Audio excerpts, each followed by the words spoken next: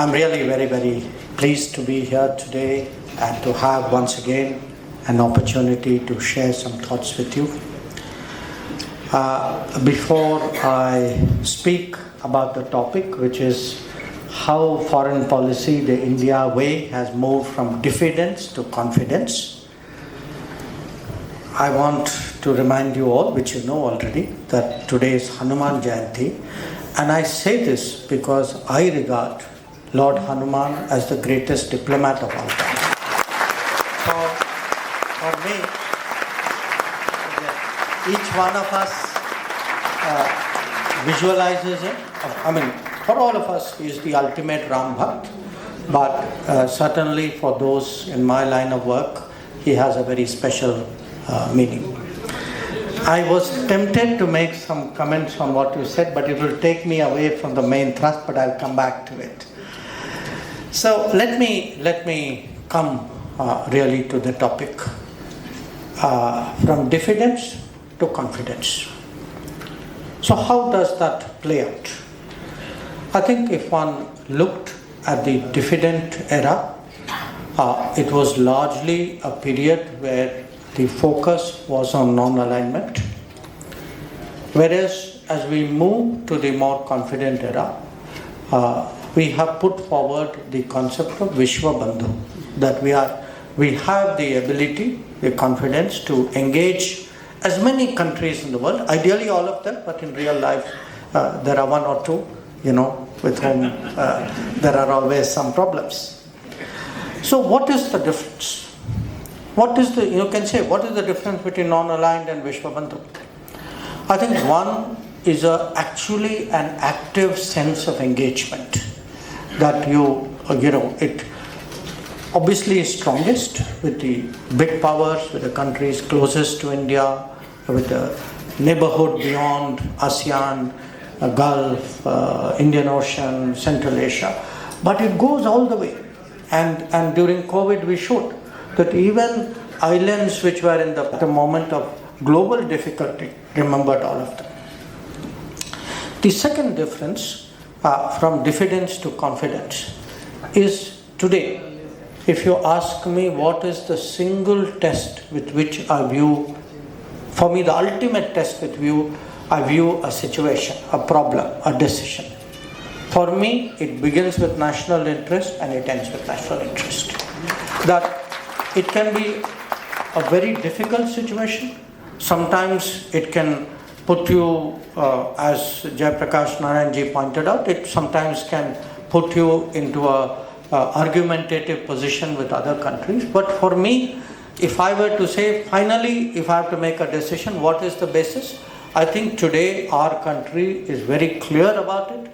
The welfare of our people, the interest of our society comes first. The security of our country comes first and foremost.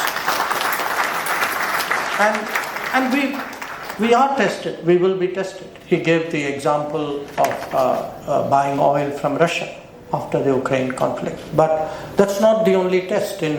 After 2017, when we restarted a group called Quad, again we came under a lot of pressure from a very different source. And we stood our ground. We stood our ground unlike what we had done before. Another difference I would say is, while national interest does for me be the fundamental core criteria of foreign policy, there is I would say ethical, moral, human dimension to what we do. And we speak about inclusive India. We speak about leaving no one behind. I think it applies in the world also. That there are sometimes countries which are like us, they went through a colonial period. Maybe they did not recover, rebuild as quickly as we did. Sometimes these are small countries who don't have the capability of dealing with a crisis like COVID, maybe like the manner in which we did. So we have a moral obligation to these countries, and I think just like we should never forget the last person in our own country, we should also not forget the last person in the world, which is why we push today when we say this era of confidence, we are a voice of the global south. the global south, which is about 125 countries in the world, these countries trust India to take up their cause, their positions in the world. Now there are other examples I can give you of confidence. One is, frankly, how to defend your borders more strongly, because we have challenges on our border, and the key to defending our borders is not to just posture in public. It requires a lot of homework, it requires building the infrastructure, it requires supporting the military, it requires creating systems which will respond whenever the border is under threat. An equally strong example I can give you is of countering terrorism. I will come to that in more detail. But the fact is, the defensive era, we accepted terrorism. Defensive era, we were angry, but we said finally, after Mumbai, the National Security Advisor of the previous UPA government wrote, we sat, we debated, we considered all the options. Then we decided to do nothing. We decided to do nothing, and his justification was, we felt the cost of attacking Pakistan was more than the cost of not attacking Pakistan. So I leave you to judge. But there is still another aspect, and that is how to use foreign policy for national development. I think increasingly, because I'm very much in agreement with what Jayaprakash Narayan Garu said, which is ultimately for us, we will be as strong in the world as we are strong at home. And for that, actually, foreign policy must be a vehicle to get capital, to get resources, to get technology, to get best practices, to get us most opportunities in the world. That to me is a good foreign policy. So when we speak about moving from an era of diffidence to an era of confidence, these are some of the aspects which I want to put before you. Now, you are listening to me and you are asking yourself, but this is very obvious. We must have always done this. Sadly, I have to tell you, no. Now, I'm not saying this because I'm trying to make my talk interesting. I actually want you to reflect on our own record of previous years. And why is it that in the past, when very difficult tests came, why is it that we didn't see it coming, we didn't prepare for it, when it came, we didn't respond to it strongly? I think this is a question, because this question even today matters, because as we heard about this whole issue of redistribution, and really this is a kind of controlled Raj which we are trying to revive. Some people are trying to revive. The past has not gone away. The past is there. It is in the form of one particular political party particularly, but it is there and we must be aware of it. So let us look what was our record. Okay. So when we look at foreign policy, I think it's no secret, probably today, but I would argue not just today, for many, many years, our biggest challenge has been China.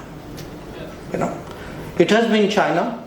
We, at times, pretended it was not. We looked away, we rationalized it, we justified it. But the reality was, actually from the very start, it's been actually the biggest challenge for us. Now I want some of you to appreciate. This is not something which we are realizing now. In 1950, in 1947, we became independent. 1949, there was a revolution in China. Communist Party came to power, and the Chinese PLA moved into Tibet. Okay. In 1950, one of the last things which Sardar Patel did was he wrote a letter to Nehru. Sardar Patel told Nehru, saying, I'm seeing all this analysis about China, how we are both Asian countries, we are going to be great friends. I am very worried. I actually think that today, for the first time in India's history, we are facing a two-front threat. And that we keep saying things to them that we are friends. I'm not sure they think in the same way. So I am cautioning, this is Sardar Patel actually about less than 2 months before he passed away. The reply from Nehru was, no, you are very suspicious. He doesn't say you don't understand foreign policy, but that's... And then he says, it is inconceivable. It is inconceivable that the Chinese would ever cross the Himalayas and attack us. 12 years later, what he said was inconceivable happened. Now, why do I say this to you? I'm not fault finding. I am trying to make us all understand. When we look at the world, here was Sardar Patel, a very, very practical man, very grounded, very much with a feel for what life is about. I'm in Hyderabad. There can be no better, if any place should know what Sardar Patel did, this place should know. Now, the same Sardar Patel, with his sense of wisdom, practicality, he's actually he's anticipating what is coming in the future. But the person to whom he's addressing it is actually clouded by a kind of leftist ideology, which he says, today we and China, we to have a common interest in going up against the West, and therefore he is refusing to see what is actually a very practical, I would say basics of diplomacy. In diplomacy, every country has to be careful about its neighbors. And when you have two neighbors with whom you have potential or actual problems, those two neighbors will also get together. That is also very practical. You don't need a PhD in diplomacy to understand this.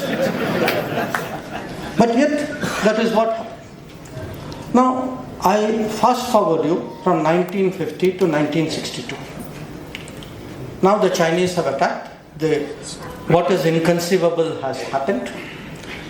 They have come down in Arunachal Pradesh. This is when Nehru has said goodbye to Assam and Northeast. And then he writes a letter to President John Kennedy of America. That letter is a public letter. Any of you can Google it, you can find it in the record. In that letter, he asked for assistance. It was the right thing to do. Then he says there, but I am hesitant how much to ask you, because I don't know how it will look in front of other people. Country is under attack. Okay, Chinese have come down Arunachal Pradesh. You are actually saying bye-bye Assam. And then you are saying, but I don't know how I will look in front of other people. Just think today. Because when I said if you put your country's interest first, that is the one and only criteria by which crucial judgment should be made.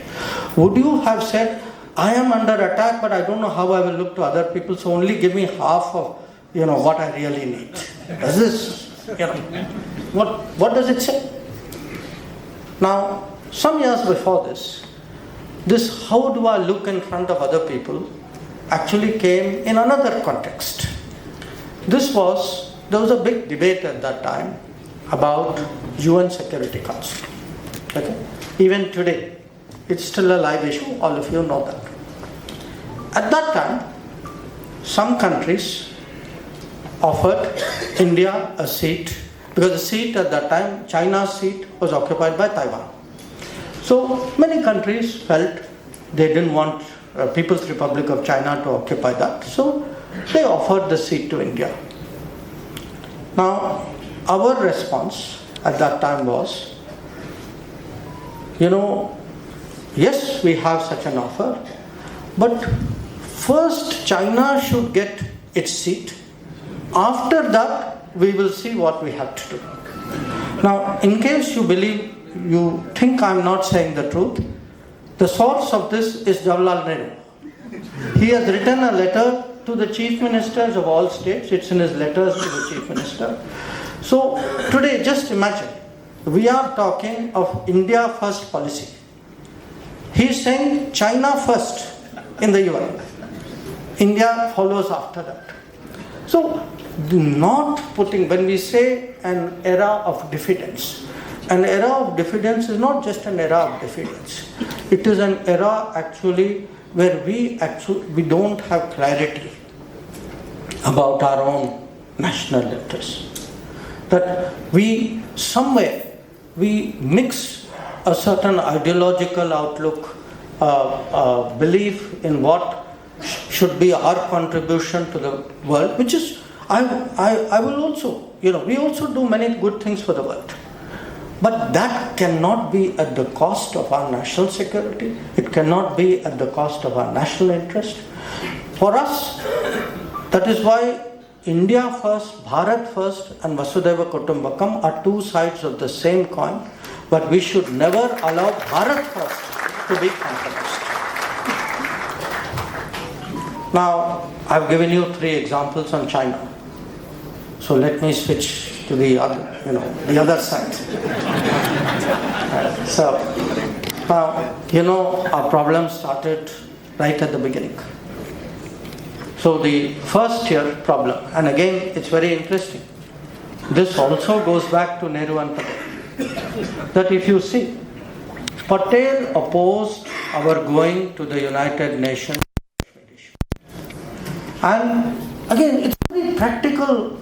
He actually says, do not put yourself at the, at the judgment of other countries who have an interest in this matter. So, disregarding that, we went to the United Nations, and you all know what happened after that. So, when we today, as you know, today there's a lot of interest about Pakistan occupied Kashmir. But we should not forget, how did the problem originate in the first place? Why, at what point of time, why did the Indian Army not complete its recovery operations? Why did we put ourselves under international pressure? Because that international pressure, which we opened the door for ourselves, continued from 1947 all the way till Article 370 was dealt with. Please understand the importance of what we did with Article 370. We have remedied, we have corrected an enormous mistake that we had made in 1947. And we created a lobby. We created a vote bank lobby. We created a Kashmiri lobby. There were people who were arbitraging that what was, you spoke about telling the Western press. I would show to everybody in the Western press one page of the Constitution. It says temporary provision. Do you know the word temporary in English language? It comes to an end. That is the meaning of the word temporary. But, there's nobody so blind as those who don't want to see. So, if you look at the 370 issue, here again, the earlier era, that somewhere, we must trust the world, we will go to other people, there are wiser people out there, we must subject our national interest to them. That is, now, Kashmir was one example. A second example actually, and again, it has taken this government, Narendra Modi's government in this tenure, to correct that mistake also. This is the Nehru-Liaquat Pact of 1950. Pakistan partition has happened. We can see the violence of the partition. How many people were killed during partition? And yet, we conclude an agreement with Pakistan that you will treat your minorities well and I will treat my minorities well, and this is an agreement between us. If he treated his minorities well, there would have been no partition in the first place. No, he went into partition with a mindset of not treating people of other faith well. Now, see the result of that. I mean, look at the dramatic decrease in the minority numbers there. So we finally were left with this situation where you had minorities in our neighborhood, which is actually a post-partition problem, whose only logical place to go is India. Where else would they go? And yet, when we do something very natural, very logical, we are actually correcting a mistake which we had made 75 years ago. It is made out as though, what kind of mindset have you people brought to bear on this? I am giving people rights. I am not taking away anybody's rights. I have not denied citizenship to anybody. I am telling people who have no other place to go that at least please come here and I will try my best. I will fast track and do whatever I can to help you. So this story can go on and on. I have given you a China version. I have given you a Pakistan example. Let me speak a little bit about the United States. Because now you will ask, saying, how many things can you get wrong? You got China wrong, you got Pakistan wrong. Again, history is very interesting. Coming here to this hall, I saw this big statue of Dr. Ambedkar. I don't know how many of you know that when Dr. Ambedkar resigned from the cabinet, he actually gave two speeches. One speech he gave in the parliament, one speech he gave outside the parliament. Whenever you have time, look at it. Because Dr. Ambedkar in that speech actually brings out a very interesting foreign policy criticism. He says, when we became independent, we had no enemies.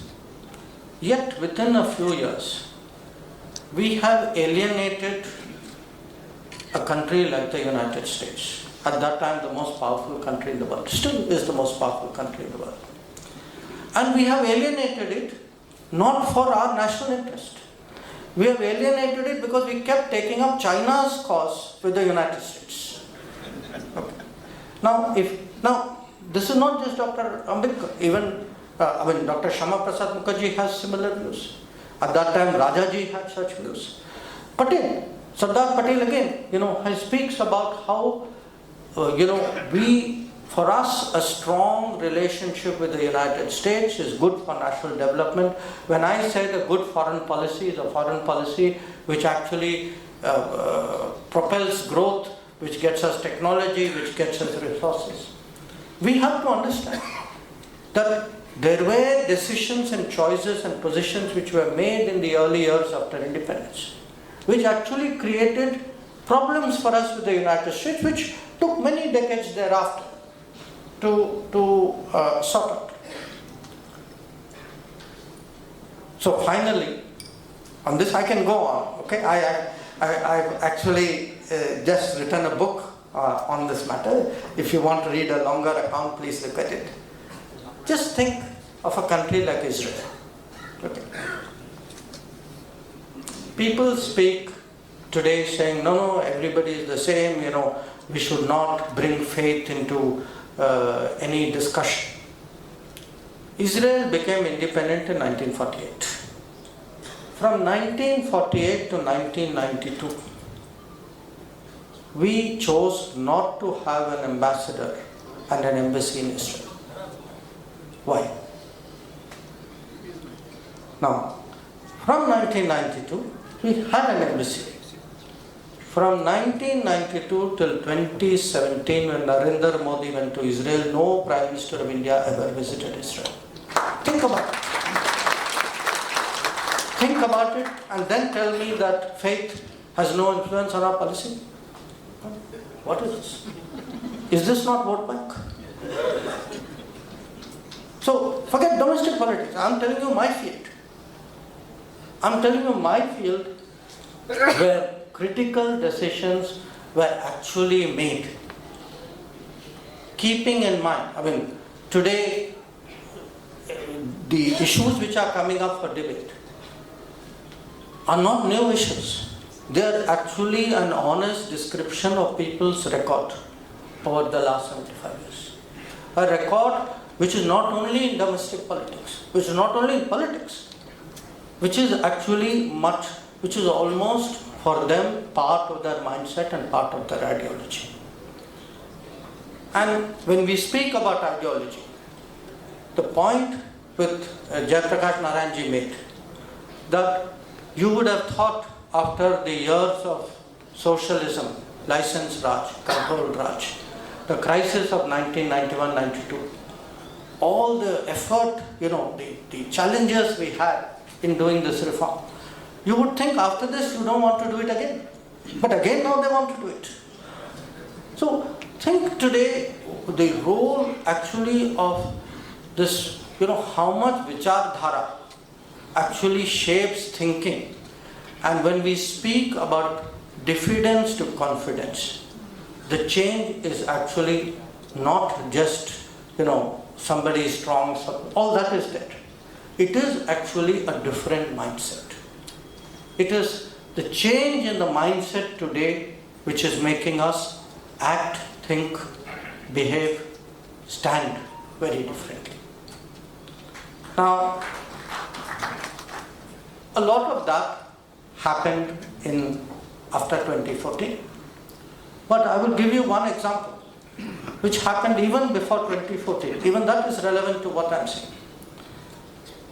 For many years, we prepared a nuclear option. In that era of diffidence, generally people say that, after all we carried out our 5 years after that diffidence did not allow us to make nuclear weapons. What did it take? It took a different government. It is not an accident that it was Atalji's government, NDA 1, which actually had the courage to take what was an option. It was ready to go. But the political leadership was not ready to go. The scientists were ready to go. So the difference has been really, what does it, when you change the mindset, the beliefs, the worldview, this is really today what is making us confident, what is making us Atmanirbhar, what is actually preparing us for the Amrit Kal and the 25-year journey ahead. Now, many things have changed in these 10 years. And it is those changes which I would say underline what are the different aspects of confidence. One, of course, is the economy. Because if the crisis of 1991-92 showed us, if the economy is bad, if the economy is crumbling, then best diplomacy, best military cannot save. We saw what happened to the Soviet Union. Now, 10 years ago, we were among what was called the fragile 5 economies, which was the world opinion was, if there's going to be a problem anywhere in the world, it will be among these 5. From fragile 5, we have today moved to 5th, and by all accounts, we will be moving very soon to the 3rd.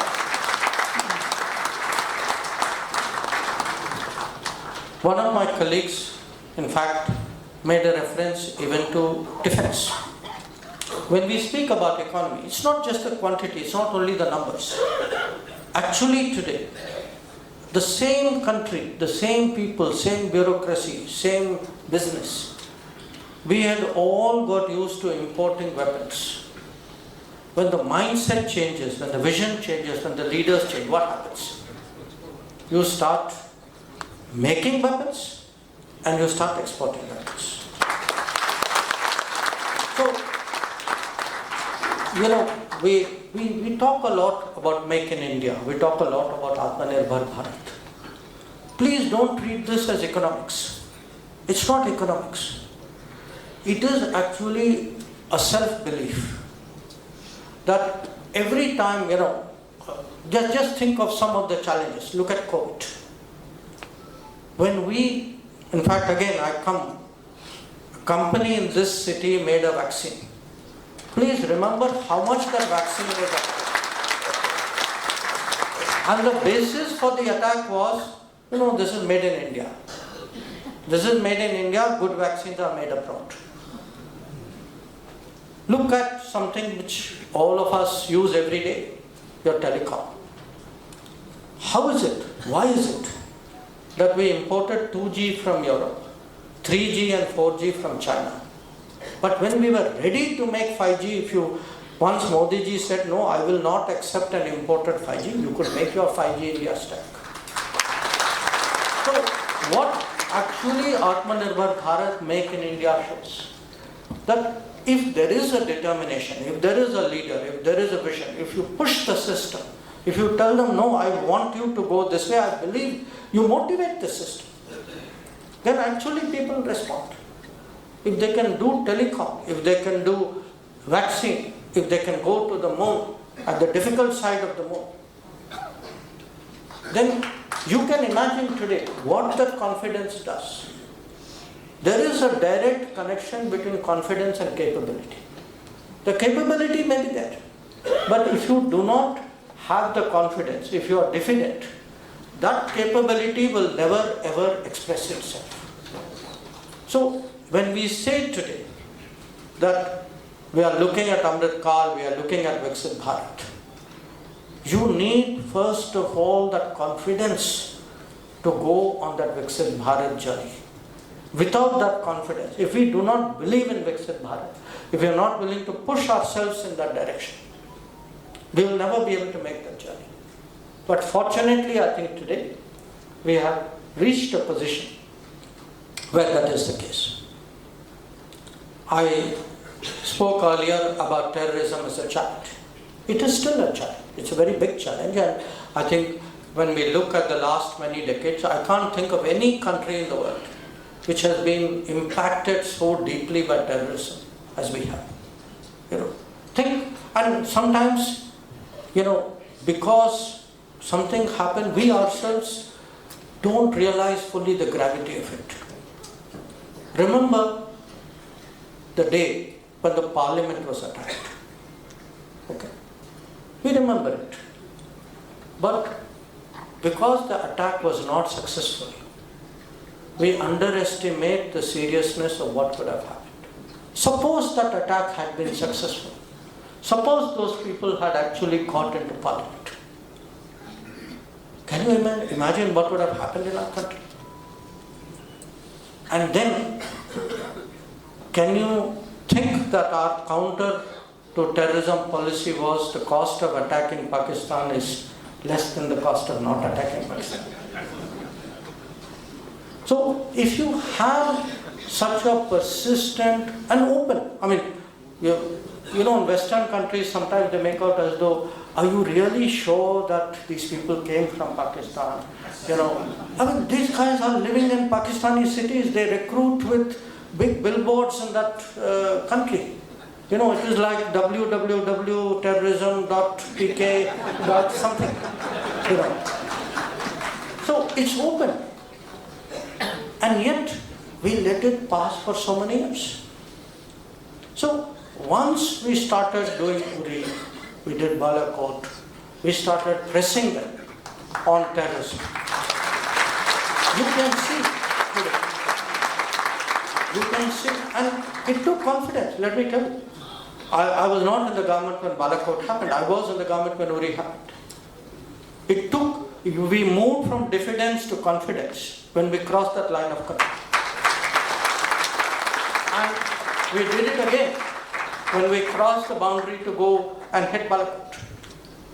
So now I'm talking of the neighborhood, but this is also a globalized world. We have, so many Indians. I think each one of us knows somebody, our relatives, we ourselves go out so often. So we have to prepare for those challenges as well. The fact is today there are almost about 2 crore Indians who live, and Indian nationals, Indian passport holders, who live and work outside India. about 1.5 crore who are citizens of other countries, but with whom we have linkages. So here again, look at the responsibility that it gives to us. It's not a theoretical issue. We have seen it in COVID. We have seen it in conflicts in Ukraine. We saw it in Sudan. We saw it in Israel recently. How do we actually create systems? Because this much I can tell you. Modi ki guarantee doesn't stop at the borders of India. Modi ki guarantee is global.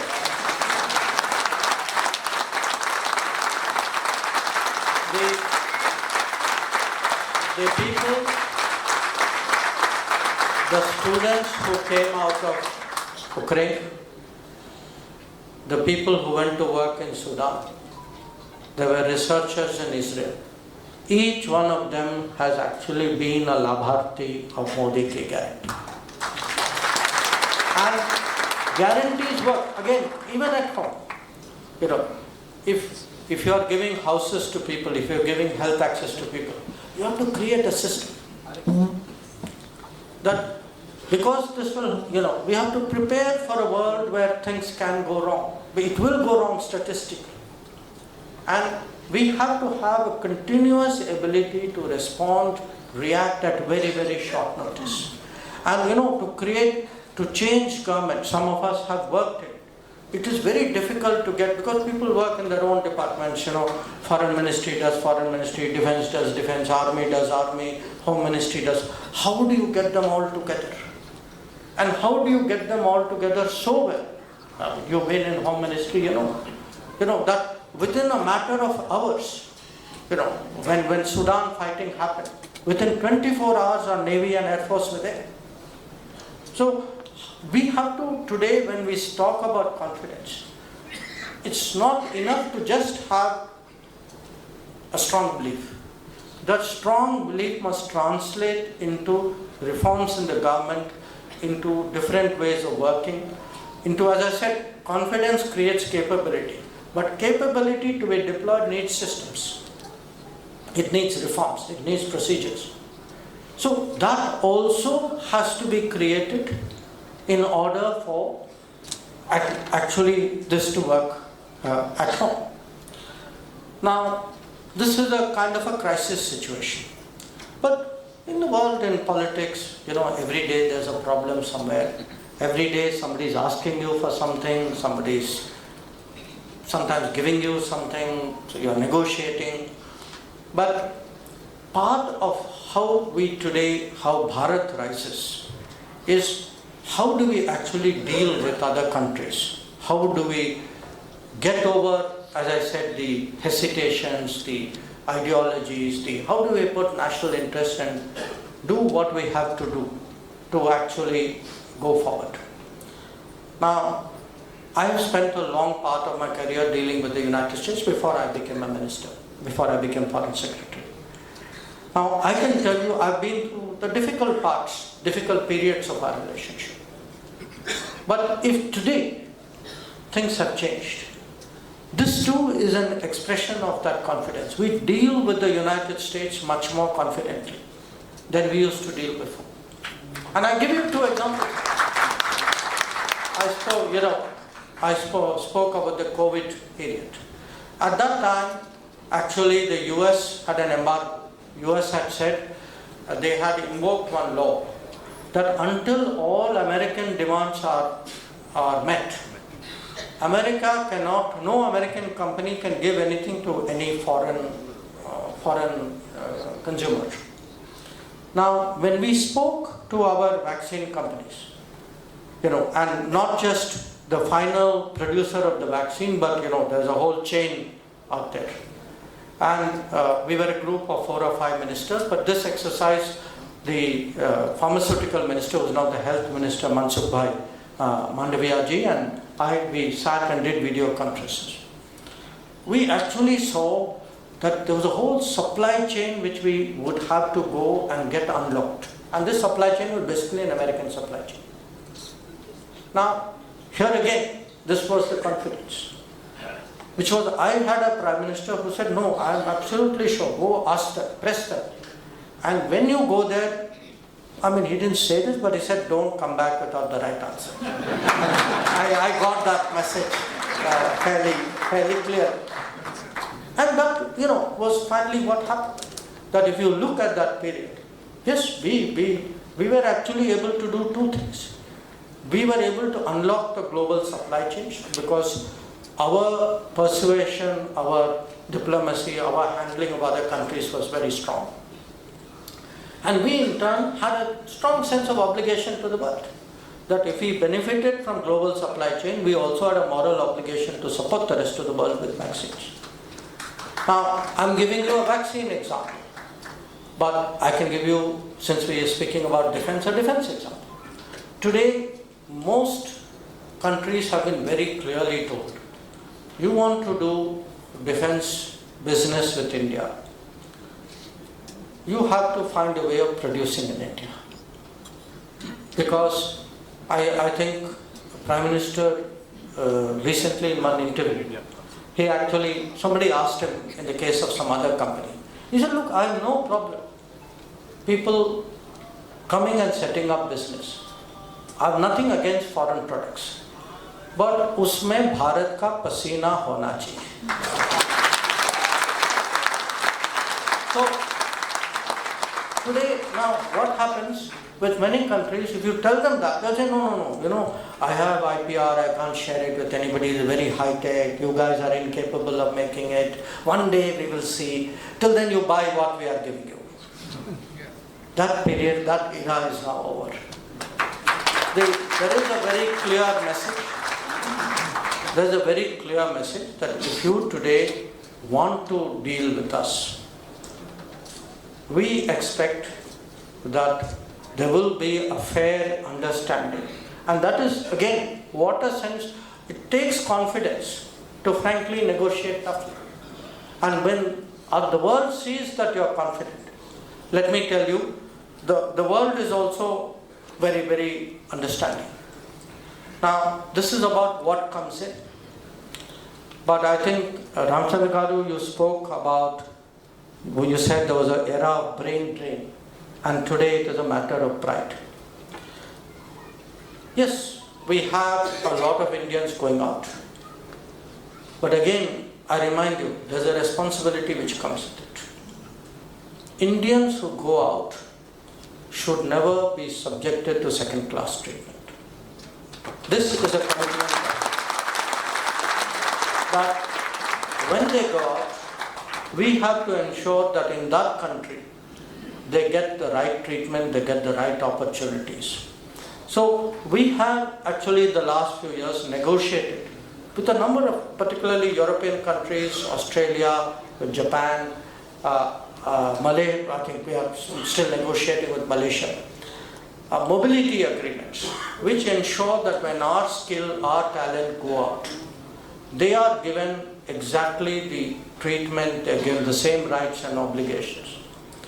Now, one part of it is you have an agreement, okay, you expect people to honor it, and they do by and large. But there are many situations when, particularly if you have blue-collar workers, they go out. Many of them sometimes don't know their rights. Now, again, as I said, we must have a system. Now, in the last 10 years, we actually created a fund to deal with the kind of problems where the person concerned doesn't have the resources. That a worker who goes to the Gulf, who has an accident, somebody passes away, somebody has some legal problem, they don't know how to solve it. In the last 10 years, 3.4 lakh people have actually used this. Because once there is a system and you tell them that there is a system, they are able to actually do this. So I'm really sharing with you very, very different examples. And I want you to understand today that whether it is in terms of our economy, there are countries who want to access our market, nothing wrong with it. But anybody who accesses our market must pay a cost for it. There must be something for us. As I said, Bharat first. That if they want to, if there is some great product, we have to find ways. That's how countries grow. That's how economies mature. We have to make sure today, how do we leapfrog in technology? How do we use international collaborations? How do we, most of all, create employment in this country? Not just employment, with the passage of time, quality employment. How do we ensure those who go abroad are protected? Now, again, one debate which is unfolding is that of connectivity. And it's interesting today how much interest there is in being connected to India. That there is, during our G20 presidency, a number of countries, but particularly this was an initiative called IMEC through Saudi Arabia. They wanted to connect India to Europe. Russia and Iran also want a connectivity passage to Europe. In the east, countries like Vietnam, Cambodia, they want a passage through Myanmar to India. So there is today a lot of interest today in somehow accessing India, to connect to India, to work with India. And it is the combination of all of this. It is the combination of all of this, and as I said, the stature which Prime Minister personally commands. I see that because I travel with him often, so I've seen it over a period of time. That when people speak about what happened, of the G20, to be very honest with you, when we got our G20 chair presidency, it was on the 1st of December of the year before, 2022. I think most of the world said, I don't know where you guys got stuck, how this is going to happen. You are going to have a really difficult time managing this. And yet, actually, when the G20 summit met, within the first day, we were actually able to forge a consensus. And it's worth thinking why. Because when something happens, we think it's natural. It's not natural. Something happens behind the scenes. You are only seeing the final production. But behind the scenes, there is a lot of work, and the fact is, when the G20 met, there was a lot of respect in the rest of the world for the Prime Minister personally and for Modi's Bharat. And I think no country wanted to actually block what they knew was a very, very important outcome, not only for us, it was important for the world as well. So, in terms of what has changed, I will end with one last point. And that point, again, I come back to what some colleagues said. There are today only really two countries in the world, in a major way, who can be called civilizational powers. We are one of them. And our right, when I say in the next few years we will be the third largest economy, that when in Amrit Kal for sure, in terms of the size of the economy, we will cross 30 trillion. Goldman Sachs has made a lot of predictions. There's a lot of material out there. But it's not just about economics and numbers. At the end of the day, we are people. And what we are is what defines us.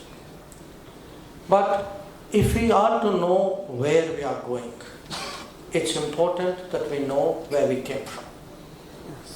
And if a country which forgets its history, a country which neglects its culture, a country which disrespects its traditions, this is not a country that will ever be respected. So I can say today when people respect us, yes, I get a lot of these noises from the Western press. And if they criticize our democracy, it's not because they lack information. It is because they think they are also political players in our election. That is the reason. I read an article today where some Western media said, it is so hot in India. Why are they holding elections at this time? Now, I read that article and I wanted to say, listen, in that heat, my lowest turnout is higher than your highest turnout in the best way. And you think I got a problem. But, these are games which are being played with us. These are politics. These are our domestic politics, which is going global politics, which feels they must now intrude in India. How can these chaps decide who should be ruling them without, consulting us? So they actually think they're part of our electorate. So I think it's time today that we disabuse them. And the best way that we do that, as I said, is by confidence. It is by confidence, it is by standing up to these kinds of attacks and criticisms and rankings and reports, because they will question everything. They will question your election system, your EVM, your election commission, as I said, even the weather. And one complaint is, actually, just imagine, BJP is so unfair. BJP thinks it's going to win very big. In a kind of way, today we are at a very important inflection point. The decisions we will be making are not just the decisions for the next 5 years. I think it will be giving our nation, our society, our coming generations a very, very big, this to me is a vote of confidence. Because the guarantee is an expression of confidence. It is an expression of confidence based on what we have delivered for the last 10 years. The manner in which we are regarded across the world in the last 10 years. The manner in which we are today preparing for the next 25 years. And this is really the mindset with which we need to approach the world. Once again, I thank you. You've all been very patient. I very much appreciate